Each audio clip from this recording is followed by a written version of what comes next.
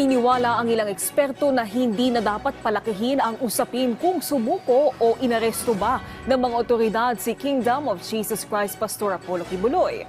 Sa segment na Punto de Vista ng Rise and Shine Pilipinas, sinabi ni Professor Antonio Contreras na hindi dapat gamitin ang pangyayaring ito para linlangin o pabanguhin ang sinuman. Ang mahalaga daw aniya ngayon ay nasa kustudiya na ng PNP si Kibuloy.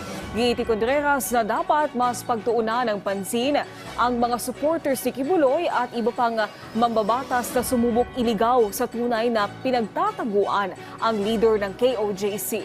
Malinaw daw kasi na sa loob lang ng compound ng KOJC nagtago si Kibuloy na una na ring pinanindigan ng PNP. Tanong tuloy ngayon ni Contreras, hindi ba ito obstruction of justice? So ang nagtanong ngayon ng marami, anong ginagawa ng kanyang mga supporters?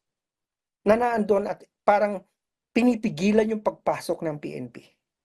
Anong ginagawa ng iba nating mga politiko? Na kung saan para bagang dinidiminish pa ang otoridad ng PNP. Hindi kaya iyon ay isang forma ng obstruction of justice? Nagtatanong lamang po.